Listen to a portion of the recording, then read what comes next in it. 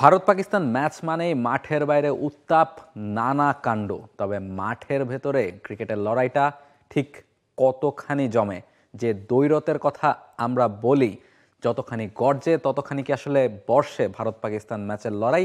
আসলে রিসেন্ট পারফরমেন্সে সে কথা বলছে না। মোহাম্মদ রিজওয়ানরা যে ধরনের যে স্টাইলের ব্যাটিং করেন, তার থেকে বিরাট কোহলিদের ব্যাটিং স্টাইল অনেকটাই আলাদা। আবার বোলিংয়েও পেরে উঠছে না ভারতের সাথে পাকিস্তান। সব মিলিয়ে সবশেষ আইসিসি ট্রফিতে যে ম্যাচগুলো ইন্ডিয়া পাকিস্তান খেলেছে, তার সবগুলোই প্রায় একপেশে ম্যাচ। সবগুলোরই ফলাফল গেছে ভারতের দিকে। আমরা যদি এই দুই দলের শেষ 5 আইসিসি ট্রফির ম্যাচ, যেহেতু দ্বিপাক্ষিক সিরিজ আর এই দুই দল খেলে না, ফলে আইসিসি ট্রফিতে আসলে এই দুই দল মুখোমুখি হয় এবং তাতে শেষ 6 ম্যাচেই আসলে ভারত জিতেছে। সবশেষ 2017 সালের চ্যাম্পিয়ন্স ট্রফিতেই পাকিস্তান ভারতকে হারাতে পেরেছিল। রমজানের বাজারের লিস্টে ইসপি আছে তো? এরপর আইসিসি ট্রফিতে, এশিয়া কাপ, ওয়ার্ল্ড কাপ কিংবা এবারের চ্যাম্পিয়ন্স ট্রফিতে আবার সব মিলিয়ে যে 6টা শেষ ম্যাচ খেলেছে, তার কোনোটাতেই পাকিস্তান জিততে পারেনি। সবগুলো ম্যাচই ইন্ডিয়া জিতেছে। এবং শেষ 5 ম্যাচের ছবি যদি আপনাদেরকে একটু দেখাতে চাই, যদি আজকের ম্যাচটা দিয়ে শুরু করে, 2025 চ্যাম্পিয়ন্স ট্রফিতে ভারত ম্যাচ জিতেছে এবং আজকের 6 উইকেটে ম্যাচ জিতেছে। এর আগে দুই দল মুখোমুখি হয়েছিল 2023 ওয়ানডে বিশ্বকাপে এবং সেখানেও ইন্ডিয়া জিতেছিল 7 উইকেটে। তার আগে 2023 এশিয়া কাপে ইন্ডিয়া জিতেছিল 228 রানে।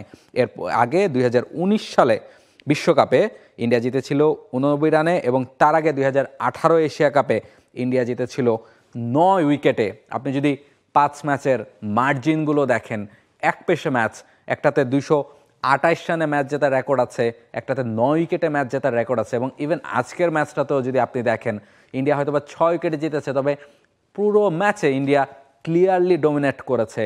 বোলিংয়ে বলুন, ব্যাটিংয়ে বলুন, পাকিস্তান যে টার্গেট দিয়েছে সেটা কখনোই আসলে ইন্ডিয়ার জন্য জয়ের জন্য আসলে যথেষ্ট ছিল না। এবং ইন্ডিয়া ব্যাট করতে নেমে শুরু থেকে খুব ধীরস্থির নিজেদের জোনে থেকে আস্তে ধীরে এগিয়ে গেছে, কারণ তাদের ম্যাচ জয়টা মোটামুটি নিশ্চিতই ছিল এবং সেভাবেই তারা ব্যাটিং করেছে। বিরাট কোহলি যেভাবে ব্যাটিং করেছেন, যেভাবে তিনি সেঞ্চুরি করেছেন এবং শেষ দিকে এসে আসলে ইন্ডিয়া ম্যাচ জিতবে, তার থেকে বড় ইকুয়েশন হয়ে দাঁড়িয়েছিল আসলে ইন্ডিয়া তো ম্যাচ জিতবেই, কিন্তু কোহলি সেঞ্চুরিটা করতে পারবেন কিনা। পাকিস্তান যদি আরেক কয়টা রান বেশি করতো, তাহলে বোধহয় ইন্ডিয়া আরেকটু বেশি খুশি হতো, কারণ কোহলির সেঞ্চুরির সাথে দলের যে রান প্রয়োজন ছিল সেটা অনেকটা ক্ল্যাশ করে দিয়েছিল।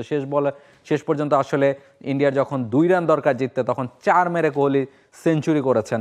ফলে ব্যাপারগুলো আসলে ব্যক্তিগত মাইলস্টোনের দিকেই বেশি ঝুঁকে যাচ্ছে। অন্যদিকে পাকিস্তান ম্যাচে কিন্তু একেবারেই প্রতিদ্বন্দ্বিতা করতে পারেনি।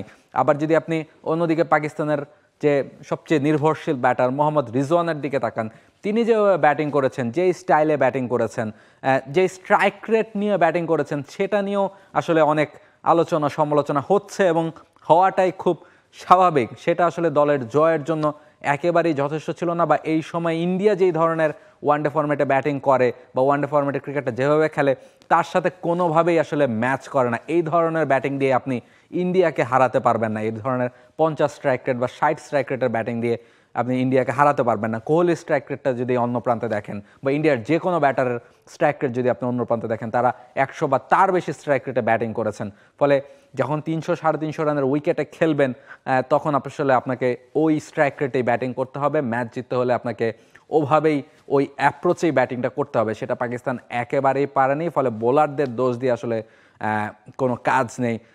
তবে দর্শকদের জন্য যেটা দুঃখের ব্যাপার, যে ইন্ডিয়া পাকিস্তান দ্বৈরথ নিয়ে মাঠের বাইরে যে আগ্রহ তৈরি হয়, যে উত্তেজনার তৈরি হয়, সেটা আসলে মাঠের ক্রিকেটে দর্শকরাও দেখতে চান।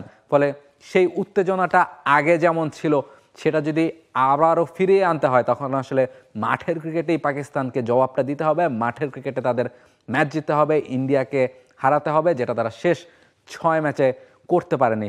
শেষ ম্যাচগুলোতে না পারলেও পরবর্তী ম্যাচ আবার কবে দেখা হবে, যেহেতু কোনো দ্বিপাক্ষিক সিরিজ নেই, ফলে আইসিসি ট্রফির জন্য ওয়েট করতে হবে। সেই পর্যন্ত দর্শকরা নিশ্চয়ই ওয়েট করবেন। ইন্ডিয়া পাকিস্তান ম্যাচ সবসময় বিগ ম্যাচ, তবে বিগ ম্যাচের মতো মাঠের পারফরমেন্সটাও বিগ ম্যাচের মতোই খেলতে হবে পাকিস্তানকে। For more updates, subscribe to our YouTube channel and click on the bell icon. Follow us on Facebook and Instagram. Download T Sports app to enjoy exciting games and highlights. Visit tsports.com.